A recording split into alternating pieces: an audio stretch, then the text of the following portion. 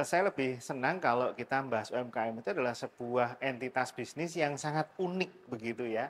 Sangat unik meskipun dengan berbagai keterbatasan, berbagai kendala, tetapi dia punya fleksibilitas yang tinggi. Ketika banyak kondisi di negara kita ini yang sedang tidak baik, UMKM ini menjadi salah satu entitas yang paling berharga karena dia tetap menjadi urat nadi perekonomian negara. Berani mengambil resiko sih. Berani mengambil resikonya tuh nggak apa-apa, modalnya sedikit tuh nggak apa-apa. Yang penting coba aja dulu gitu. Kalau aku punya sebuah quote dari aku sendiri ya. If you want do it, you must do it gitu. Halo semuanya, balik lagi ke Bincang bareng Manunggal. Di episode kali ini kita bahas BBM episode UMKM yaitu usaha mikro, kecil, dan menengah. Tentunya kalian gak bakal sendirian, aku bakal temanin sampai akhir podcast. Jadi, kenalin, nama aku Putri yang bakal temenin kalian dan tentunya aku gak bakal sendirian. Hari ini aku bakal temenin dua narasumber yang keren-keren banget. Tentunya ada Pak Idris dan juga Mbak Aya. Boleh diperkenalkan dulu Pak Idris? Oke, terima kasih Mbak Putri. Saya Idris. Saya dosen dari Fakultas Ekonomika dan Bisnis dari Departemen Manajemen. Saya juga saat ini ngelola inkubator bisnis miliknya Undip, namanya KKIB, Klinik Kewirausahaan dan Inkubator Bisnis. Makasih Mbak Putri. Oke, terima kasih Pak Idris. Wah, keren banget ya Pak Idris. Kita lanjut nggak sih guys ke pembicara selanjutnya, yaitu dari mahasiswa sendiri, yaitu Mbak Aya. Silakan Mbak Aya. Halo, makasih untuk kesempatannya. Kenalin aku Ulaya. Aku dari mahasiswa Sastra Indonesia angkatan 2021. Kebetulan aku juga pelaku bisnis F&B dan fashion. Wah, keren-keren banget gak sih Sobat Dipo, dua narasumber kita hari ini. Jadi tentunya kita nggak bakal diem-diem aja nih, kita bakal bahas UMKM secara menyeluruh. Tentunya mungkin kita mulai dari UMKM itu sendiri gak sih? Jadi menurut Pak Idris nih, UMKM itu apa sih Pak? Kayaknya para Sobat Dipo penasaran nih, UMKM tuh bukan hanya usaha mikro, kecil, dan menengah aja. Pasti ada penjelasan lebih tentang itu. Iya, baik, terima kasih Mbak Putri. Jadi kalau kita bahas UMKM itu nggak ada habisnya ya. Banyak sudut pandang yang bisa kita lihat. Meskipun secara regulasi itu sudah ada regulasinya. Jadi saya lebih senang kalau kita membahas UMKM itu adalah sebuah entitas bisnis yang sangat unik begitu ya. Sangat unik meskipun dengan berbagai keterbatasan, berbagai kendala, tetapi dia punya fleksibilitas yang tinggi. Dia punya inovasi yang bagus.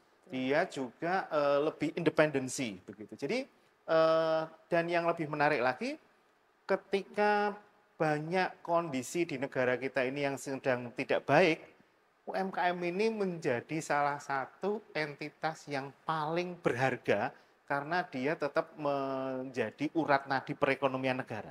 Oleh karena itu, UMKM ini harus selalu dibina, harus selalu disejahterakan supaya perekonomian negara itu menjadi kuat, tumbuh dan berkembang. Wah, Gitu. keren banget gak sih Sobat Dipo penjelasan tentang UMKM itu sendiri dari Pak Idris. Tentunya kita juga kepo gak sih dari mahasiswa itu sendiri, pandangan UMKM itu seperti apa sih Mbak Aya, menurut Mbak Aya sendiri? Oke, kalau menurut aku sendiri ya sebagai Gen Z ya hitungannya, aku sendiri memaknai UMKM itu sebagai sebuah bisnis sih. Bisnis biar bisnis yang berkembang yang bisa dilakukan oleh semua orang gitu. Jadi emang UMKM itu sebenarnya punya kualifikasi sendiri ya, usaha kecil, usaha mikro dan usaha menengah gitu, yang nantinya bisa dimanfaatkan gitu untuk kita sebagai pasif income atau sebagai investasi gitu, tergantung kebutuhannya juga sih. Dan pastinya kan kita sebagai mahasiswa juga nggak melulu tentang belajar ya, pasti kita juga harus bekerja. Nah mungkin itu yang bisa menjadi sebuah pelatihan sih bagi kita juga buat mendirikan bisnis gitu di usia muda. Nah, keren banget nih. Mungkin bisa memotivasi sobat-sobat Dipo yang pengen memulai bisnis di usia kita yang tergolong masih muda. Apalagi Gen Z itu memiliki banyak sekali ide untuk memulai UMKM atau bisnisnya sendiri. Karena yang saya lihat-lihat di internet itu banyak banget yang memulai seperti bisnis sendiri atau bisnis dengan teman-temannya sendiri. Dan itu bakal jadi peluang bagus sih untuk kedepannya. Apalagi untuk Indonesia ya guys. Oke, kita lanjutin aja ya ke pertanyaan selanjutnya. Menurut saya masih kepo nih Pak, soal bagaimana membedakan usaha mikro dengan usaha kecil. Sedangkan di pernyataan itu sendiri ada usaha mikro, kecil, dan menengah. Dan mungkin dari Pak Idris sendiri punya penjelasan lebih lanjut soal itu. Oke, jadi soal kategorisasi ini harus hati-hati. Karena kita sebagai warga negara Indonesia itu sudah ada regulasinya. Ada peraturan pemerintah nomor 7 tahun 2021 tentang kemudahan berusaha bagi UMKM dan koperasi. Nah, kategori mikro, kecil, menengah, sampai besar itu dilihat dari dua sisi. Yang pertama dari modal usaha. Ya.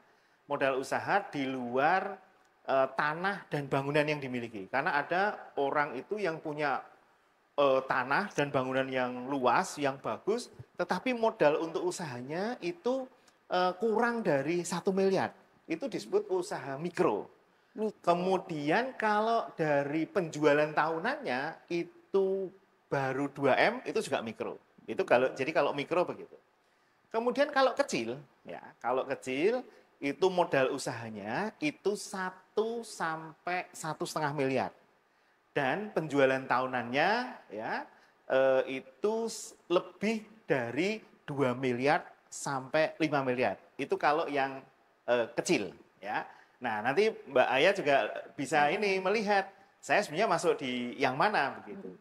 Yang ketiga, ini kalau yang usaha menengah. Nah, yang menengah ini modal usahanya itu 5 sampai 10 miliar.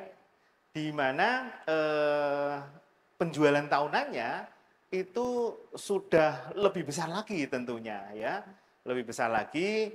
Jadi di menengah itu berarti omset tahunannya dia sudah mencapai 15 sampai 50 miliar. Nah, nanti mungkin Mbak Aya bisa menambahkan sebagai startup ya, kalau saya boleh katakan ya Mbak Aya sebagai startup. Saya masuk di mana? Karena ada kalanya startup itu bisa loncat, tidak lama-lama dia di mikro, tapi bisa langsung ke kecil, bahkan bisa langsung ke menengah. Nah, ini yang menarik. Tetapi di sisi yang lain, saya tentunya harus juga menyampaikan ke teman-teman semua ya, Sobat Dipo ya, yang di forum ini, kita harus selalu melihat regulasi. Begitu Mbak Putri. Oke, perbedaannya cukup jelas ya Sobat Dipo dari modal usahanya ya modal Pak. Usaha dan penjualan tahunannya. Oh, ya. Modal usaha dan penjualan tahunannya. Mungkin dari Mbak Aya sendiri, dari penjelasannya Pak Idris nih, usaha yang Mbak Aya miliki sekarang itu termasuk usaha apa? Usaha mikro kah, kecil, menengah, atau mungkin besar? Gitu. Oke.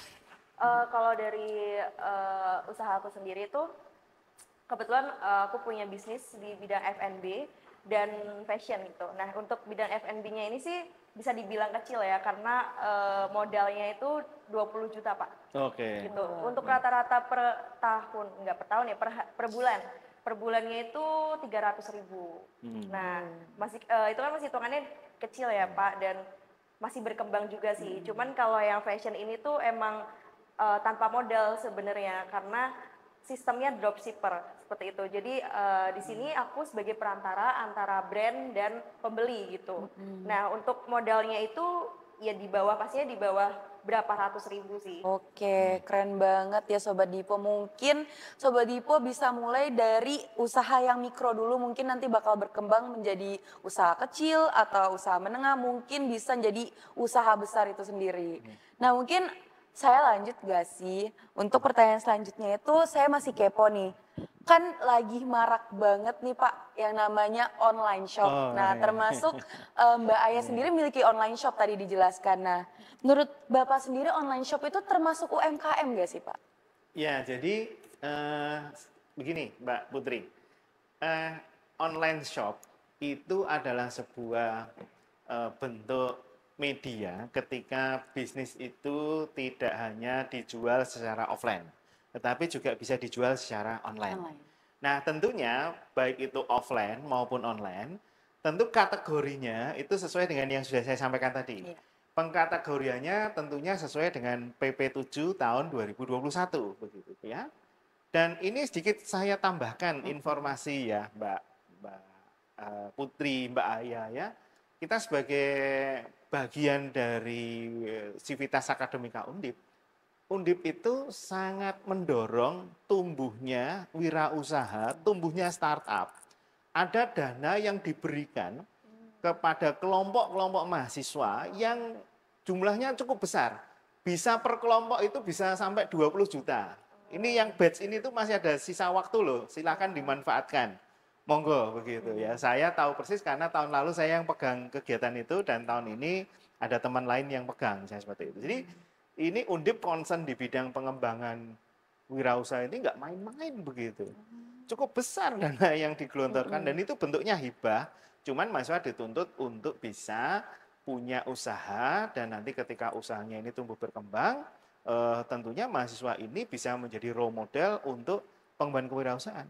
Karena tidak semua mahasiswa itu begitu lulus kan menjadi kelompok job seeker ya, tetapi juga bisa menjadi job maker. Seperti Mbak Aya ini kan kelompok job maker gitu ya, tinggal nanti didorong lulus, kemudian bisa ngerekrut dan bisa menjadi contoh bagi mahasiswa yang lain. Nah, begitu Mbak Putri. Oke, keren banget nih Sobat Dipo. Tadi ada informasi tambahan juga nih yang soal dari Undip ya, Pak? Namanya program mahasiswa wirausaha, PMW. Nah, itu bisa dicari tahu ya Sobat Dipo. Mungkin Sobat Dipo ada yang berminat memulai usaha dari sekarang. Dan itu Undip sudah mendukung banget ya, Pak? Sudah berapa tahun terakhir kasih dana itu. Tapi buat proposal, kemudian direview benar-benar dikasih pendanaan. Kan enak itu. Nah, mungkin Sobat Dipo bisa ajak teman-temannya atau mungkin Sobat Dipo itu sendiri pengen mulai usaha dari dana yang diberikan Undip dan itu boleh banget sih Sobat Dipo untuk dicoba. Dan untuk dikopoin juga nggak sih? Iya. Oke. Mungkin selanjutnya mau nanya nih sama Mbak Aya sendiri. Kira-kira nih tujuan Mbak Aya nih punya online shop tadi, punya F&B tadi, itu untuk melaksanakan bisnis dan UMKM itu tersendiri kan. Nah menurut Mbak Aya sendiri, karena ini modalnya untuk Mbak Aya juga kan, dan hasilnya juga untuk Mbak Aya juga, itu apa sih?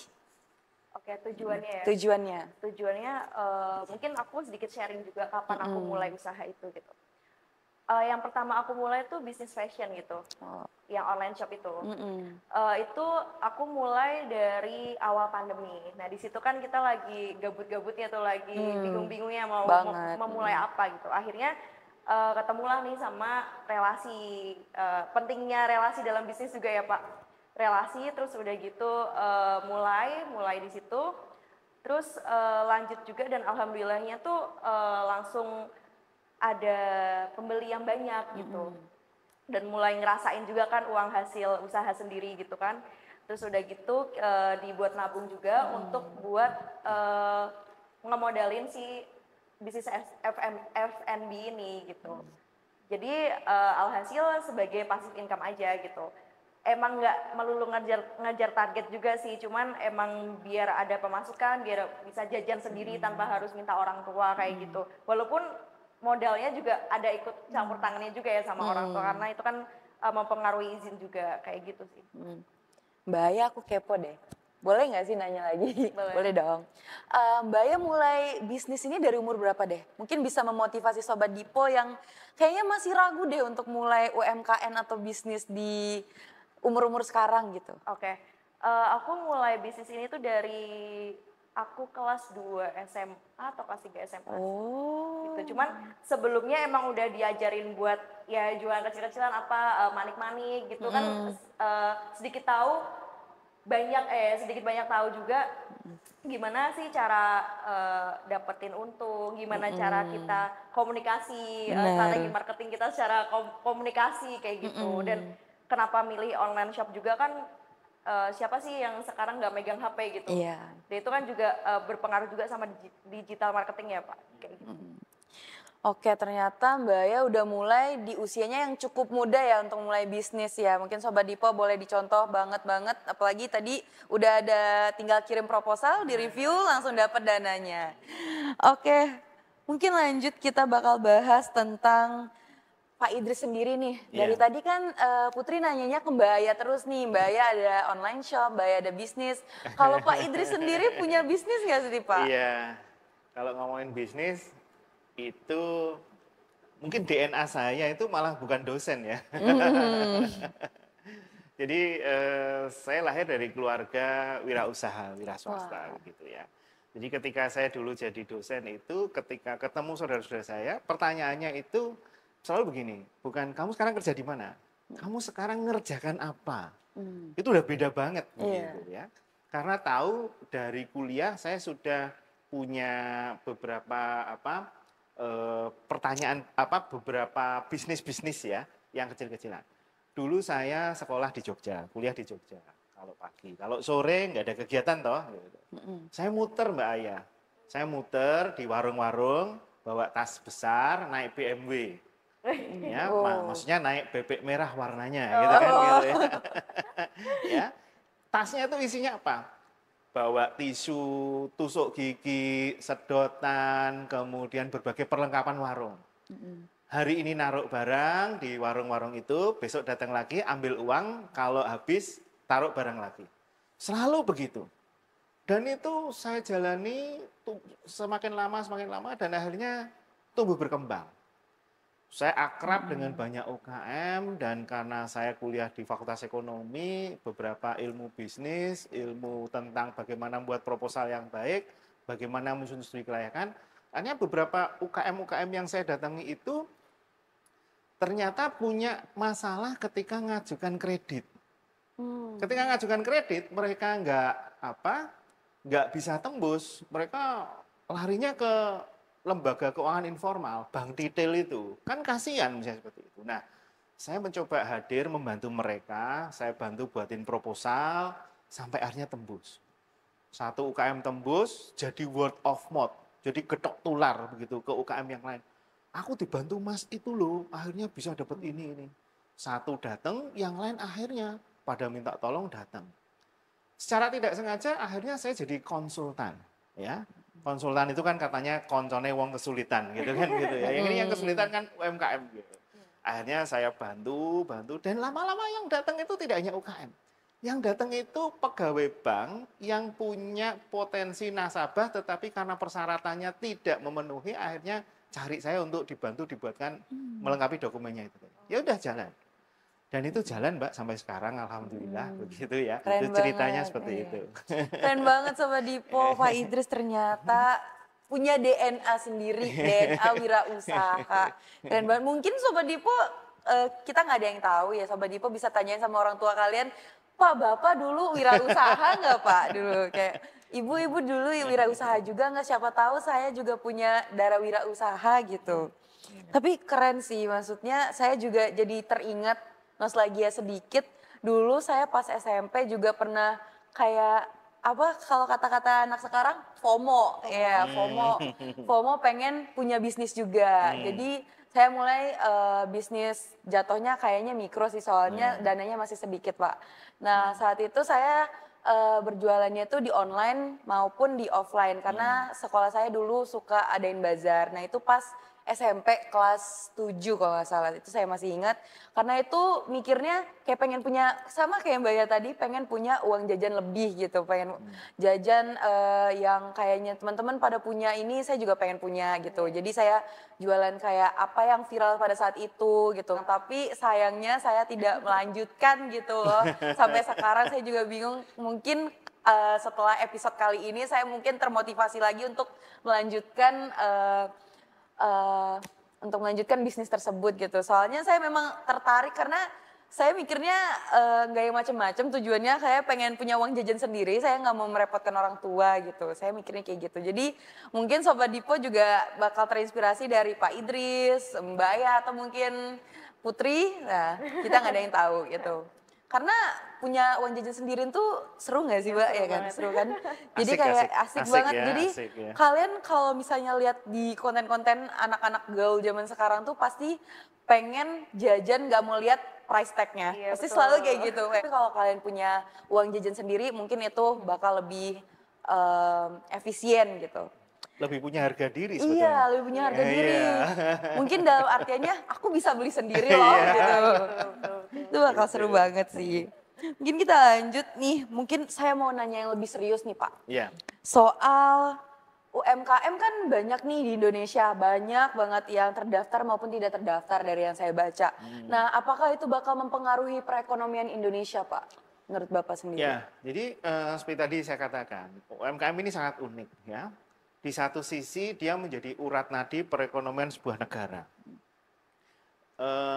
Pemerintah Indonesia dari waktu ke waktu sudah memberikan banyak sekali kemudahan pada UMKM. Mungkin Mbak Aya yang sebagai praktisi bisa cerita juga misalnya Iya. begitu ya. Perizinan dipermudah sedemikian rupa. Tetapi di sisi yang lain juga masih banyak saudara-saudara kita yang di UMKM itu yang juga punya bisnis dan itu real, itu yang belum punya perizinan. Tentunya pemerintah akan mencatat yang punya izin. Sehingga kalau misalnya ada 100 UMKM yang punya izin 50, dianggapnya UMKM Indonesia itu 50, padahal 100. Karena yang 50 sisanya itu nggak punya izin. Sehingga persentase UMKM, wirausaha di Indonesia itu sebetulnya menurut saya nanti tapi bisa dikonfirmasi lagi, itu lebih dari data yang ada. Hanya yang sudah punya izin sampai sekarang, yang tercatat itu sekian, misalnya seperti itu. Saya nggak hafal angka pastinya. Sehingga data yang ada ini tentu harus diupdate, divalidasi terus, dan juga saudara-saudara UMKM yang belum punya izin ini didorong untuk punya izin.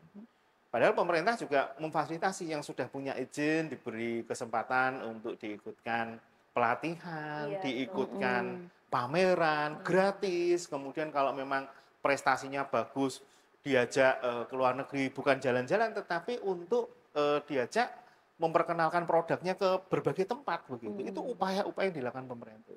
Gitu Mbak Putri.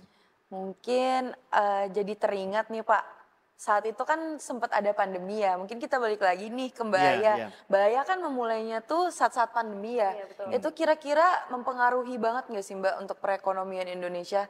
Mungkin nggak usah perekonomian Indonesia dulu deh, untuk dari Mbak Ayanya sendiri. Soalnya kan kita belum tahu nih apakah usaha Mbak Aya udah terdaftar kayak yang dijelasin Iya, Pak Idris betul. tadi apa belum gitu. Oke. Kalau yang dari pandemi itu kan dari fashion itu ya, dari online shop itu ya. Kalau online shop kan kita ya udah jalan aja gitu. Kecuali kalau kita punya tempat sendiri. Nah, kebetulan buat yang F&B ini sih kebetulan emang benar tadi kata Pak Idrus, kementerian itu membantu banget gitu. Nah, usaha saya sendiri itu juga sudah didaftarkan gitu. Mungkin masih dalam proses atau gimana ya Pak. Dan alhamdulillah juga punya label halal itu tanpa berbayar. Kan biasanya bisnis itu kan Fasilitasi kan? iya dapat fasilitasnya gitu. Dan itu alhamdulillah juga baru rilis kemarin gitu. Dan untuk bisnis-bisnis yang seperti itu tuh sulit ya Pak. Sulit untuk mendapatkan akses ke sana gitu, ke perizinan, label halal dan lain sebagainya. Susah dan mahal. Iya, susah dan mahal, betul. Nah, makanya ini kan juga peluang kita juga ya buat memanfaatkan fasilitas yang ada gitu, selagi memang ada yang memberikan jalan gitu, ya udah kita coba aja. Dan alhamdulillahnya dapat logo halal tuh secara gratis, dan itu kan nggak banyak ya Pak kayak gitu.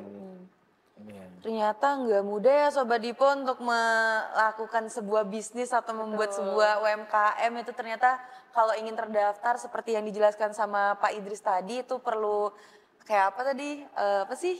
Memanfaatkan peluang yang ada. Memanfaatkan gitu. peluang yang ada, Iya. fasilitas dari pemerintah. Tapi mungkin karena UMKM kita tuh mungkin terus berkembang, Jadi pemerintah lebih mempermudah untuk Iya, betul. para pembisnis gitu. Mbak Putri, kalau boleh saya tambahkan sedikit ya. Di kaitannya dengan ini kok susah, ini kok nggak bisa misalnya gitu. Itu karena ya mungkin UMKM dan startup yang ada ini belum terbiasa. Iya. Katanya di dunia ini kan ilmu yang paling luar biasa adalah ilmu kebiasaan. Jadi Iya. ketika kita udah terbiasa izin, kita terbiasa di bisnis buat laporan keuangan yang baik, ya oke, lancar-lancar aja. Ya, banyak UMKM, banyak pengusaha yang belum punya laporan karena merasa susah dan seterusnya. Tapi nggak pernah tahu apa yang sebenarnya terjadi begitu. Nah, tadi Mbak Ya cerita, saya dapat fasilitasi sertifikasi halal, ya kan? Tentunya dia Mbak Aya ini nggak begitu saja dapat sertifikasi, pasti sudah punya NIB, Iya, sudah ikut pelatihan ini, pelatihan itu, dan di Jawa Tengah ada yang namanya program UMKM naik kelas, misalnya seperti itu. Ada pelatihan-pelatihan seperti itu. Itu. Iya. Oke, mungkin saya masih kepo nih Pak soal, karena tadi banyak bahas online shop, bisnisnya Mbak Aya, juga bisnisnya Pak Idris sendiri, apalagi dari pemerintah itu sendiri ya. Mungkin ada nggak sih Pak kayak pemerintah itu kan membatasi, jadi seperti kayak beberapa waktu lalu itu Menteri Perdagangan Indonesia tuh mungkin melarang impor baju bekas tuh, mungkin kayak thrifting contohnya Ya, Pak. ya. Nah, karena dinilai merugikan UMKM katanya Pak, apakah pendapat Bapak sendiri nih mengenai kebijakan ini tuh bagaimana Pak? Apakah dinilai tepat atau justru sebaliknya nih? Tentunya setiap kebijakan itu ada plus dan minusnya. Ya, di sisi positifnya tentu itu akan membantu melindungi para pengusaha UMKM yang ada di Indonesia supaya produknya ini tidak dibombardir oleh perusahaan produk-produk dari luar negeri. Positifnya yang lain tentunya ini mendorong para pelaku usaha, para UMKM itu untuk meningkatkan kualitas produk yang dihasilkan. Jadi kalau orang itu mau beli produk, siapapun begitu, tentu milih kan. Oh saya pilih ini karena oke, harganya cocok kan begitu. Iya. Itu saya lihat dari sisi positifnya seperti itu. Tetapi tentu ada beberapa sisi negatif. Sisi negatifnya tidak UMKM semata yang dirugikan karena apa? Karena banyak produk-produk impor pakaian bekas seperti itu. Tapi juga UMKM sendiri karena UMKM sebagian ada yang mengandalkan hidupnya dari jualan itu. Iya, Iya betul. kan? Dan kedua tentunya konsumen menjadi pilihannya ini menjadi tidak sebanyak kalau nggak ada kebijakan itu gitu ya. Jadi itu saya katakan secara normatif seperti itu. Jadi saya ingin bertanya lagi nih untuk Pak Idris atau Mbak Aya siapapun boleh menjawab. Mau nanya, kalau di tengah gempuran seperti ini, termasuk saya sendiri ya yang suka scroll online shop gitu, biasanya kan kita suka meng-compare gitu ya, Iya, benar. produk dalam negeri dan produk luar negeri Iya. gitu. Dan Gen Z ini selalu berpikir kalau produk luar negeri itu lebih bagus gitu, dan mereka lebih mikirkan brand gitu, brand yang dia pakai brand yang lebih ternama gitu, saya lebih keren gitu. Pasti Gen Z tuh mikirnya selalu kayak gitu. Nah, di antara gempuran banyaknya online shop dan lain-lain di produk dalam negeri maupun luar negeri, kira-kira pasar Indonesia nih masih bisa bertahan gak sih Pak? Di antara globalisasi yang membuat produk lokal tuh semakin tersingkir biasanya karena adanya produk luar negeri itu sendiri. Oke ya, begini Mbak Putri. Sebenarnya produk-produk dalam negeri dari Indonesia ini nggak kalah keren loh. Bahkan lebih keren kadang-kadang Iya. dari produk yang ada di luar negeri gitu ya. Ambil contoh jamaah haji, umroh gitu ya. Jauh-jauh ke sana yang harusnya ibadah, pulang bawa barang-barang. Itu barang dari mana coba? Itu barang dari Indonesia yang dibeli di sana. Beli gelas yang bagus, yang menarik, yang lucu-lucu itu. Dengan bangganya kemudian dibawa ke sini, kemudian pas ada tamu disampaikan begitu. Saya iseng lihat bawahnya. Ada tulisannya apa? KIG. Mohon maaf ya, saya sebut salah satu perusahaan. Itu perusahaan Indonesia. Pabriknya di situ loh, di Karangjati gitu. Ya, kalau kita sering nonton film-film roman yang bagus-bagus ya, yang ada barang-barang klasik seperti itu. Buatan mana? Temanggung. Bahkan banyak perusahaan-perusahaan sepatu yang harganya yang merek terkenal itu, ya, yang harganya paling mahal, jadi sama-sama brandnya sama, modelnya sama, tetapi yang paling mahal value-nya itu yang diproduksi di Indonesia loh. Saya nggak usah sebut mereknya lah. Yeah. Artinya sebetulnya kita ini kan luar biasa, hanya memang butuh didorong. Bahkan beberapa mahasiswa saya sering tanya di kelas begitu, beberapa brand, nah kalau ini nggak usah disebut, beberapa brand yang menurut mereka itu brand luar negeri, saya bilang bukan, itu brand dalam negeri, tetapi ditulis pakai nama asing. Nah, itu yang kita pengetahuan itu yang kita harus tahu juga. Berarti itu termasuk marketing Itu juga. bagian dari perusahaan sangat cerdas dalam membranding produknya, begitu ya. Nah, jadi teman-teman di perguruan tinggi, dosen, mahasiswa punya riset, kemudian di branding. Maka branding itu penting. Ilmu membranding itu penting. Mereka membranding itu jadi kita langsung keinget, oh ini brand ini. Nah, itu jadi, yang harus harus dibangun. Mbak Aya mungkin punya pengalaman ketika saya punya produk F&B, fashion, dikasih apa yang orang ketika lihat, oh itu punyanya Aya nih, saya gitu. Kalau udah begitu, udahlah, nggak usah promo gede-gede, cukup yang lain, jalan sendiri tuh bisnisnya. Nah kalau dari Mbak Aya sendiri gimana tuh membranding fashion Mbak Aya atau mungkin membranding F&B Mbak Aya sendiri? Oke. Mungkin benar ya yang dikatakan Pak Idrus tadi mengenai setiap wirausaha tuh pasti harus punya sesuatu ciri khas tersendiri biar orang tuh mengingat gitu. Oh, Kak Putri tuh jualan ini, oh saya tuh jualan ini, kayak gitu. Terus di sisi lain juga yang tadi Pak Idrus katakan bahwa banyak brand luar negeri yang produksinya tuh dari sini gitu. Nah, waktu itu saya sempat penelitian ya Pak, mengenai eceng gondok. Si narasumbernya bilang, ini saya biasanya saya ekspor gitu ke luar negeri. Dan Mbak tahu nggak kalau yang jual tuh pasti orang-orang sini juga gitu. Oh ternyata seperti itu. Jadi memang stigma dan mindset orang sih kalau di luar negeri itu pasti lebih bagus dan lain sebagainya. Jadi waktu tadi di belakang layar juga saya kan sempat ngobrol ya sama Pak Idrus bahwa bisnis itu bisa seperti itu karena belum terekspos dan belum terkolaborasi ya Pak. Jadi kita sebagai warga lokal, maksudnya warga Indonesia gitu, juga nggak tahu nih siapa sih mau yang memproduksi ini, siapa sih yang memproduksi ini, kok jadi sebuah kayak kebetulan gitu belinya di luar negeri, ternyata yang produksi orang Indonesia juga gitu, pekerjanya juga orang-orang Indonesia gitu, yang seharusnya kita harus menghargai apa yang udah diusahakan gitu ya Pak. Oke, mungkin kita udah banyak banget nggak sih Sobat Dipo ngobrol soal UMKM, bisnisnya Mbak Aya, bisnisnya Pak Idris, dan pengalaman Putri sendiri. Mungkin dari Mbak Aya sama Pak Idris sendiri ada nggak sih motivasi untuk Sobat-Sobat Dipo yang sedang mendengarkan nih podcast episode kali ini untuk mengembangkan UMKM atau untuk memulai bisnis deh? Mungkin mulai dari Pak Idris terlebih dahulu. Oke, ya tentunya dalam hal apapun ya, termasuk di bisnis itu ada 3 hal yang harus kita lakukan ketika kita ingin menjadi wirausaha. Yang pertama adalah kalau kita punya ide, tuliskan ide itu. Nah, itu yang paling penting. Kita tulis dulu idenya, apapun gitu. Setelah idenya ini ditulis, yang kedua, kita masuk, lakukan ide yang sudah kita tuliskan itu. Jangan sampai kita menyesal karena idenya itu dipakai oleh orang lain. Yang ketiga, tuliskan apa yang sudah dilakukan. Artinya kita evaluasi.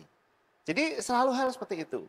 Kalau di ilmu saya, di manajemen itu adalah prinsip-prinsip manajemen. POAC, planning, organizing, actuating, and controlling, seperti itu. Jadi kalau itu dilakukan, mau bisnis apapun, itu insya Allah akan jalan. Ya, karena apa? yang kita lakukan hari ini itu akan jadi dasar buat kebijakan keputusan di besok lagi dan besoknya lagi. Tapi kalau kita tidak pernah menuliskan, yang penting ya sudahlah kita mengalir apa adanya gitu ya. Yang terjadi itu bukan kita itu sampai ke tujuan, ibarat kita naik perahu atau naik kapal, itu nggak sampai tujuan, terombang-ambing aja, misalnya seperti itu. Itu yang terjadi, dan itu yang harus dilakukan. Oke, terima kasih banyak Pak Idris atas motivasinya. Mungkin kita lanjut nih ke Mbak Ayah. Oke, saya juga membenarkan lagi ya apa yang dikatakan oleh Pak Idrus. Jadi kita harus punya target, kita harus punya tujuan, terus kayak kita harus konsisten juga. Kita harus berani mengambil resiko sih. Berani mengambil resikonya tuh nggak apa-apa, modalnya sedikit tuh nggak apa-apa. Yang penting coba aja dulu gitu. Kalau aku punya sebuah quote dari aku sendiri ya. If you won't do it, you must do it gitu. Jadi ketika kamu pengen uang ya kamu harus melakukan itu gitu. Jadi if you want do it, you must do it. Gitu. Itu dari aku sih. Oke, kita udah dengar motivasi yang disampaikan oleh Pak Idris dan juga Mbak Aya. Mungkin aku tambahin dari satu kata aja deh. Yang penting kita lakuin dulu, nyeselnya belakangan ya teman-teman. Dan sobat-sobat Dipo yang mendengarkan, kita sudah sampai di penghujung podcast untuk episode kali ini. Terima kasih untuk Pak Idris dan juga Mbak Aya yang udah mau nemenin Putri sampai akhir podcast. Dan kita mendengarkan podcast Manunggal, yaitu Bincang Bareng Manunggal, and I'll see you in the next episode. Sampai jumpa semuanya.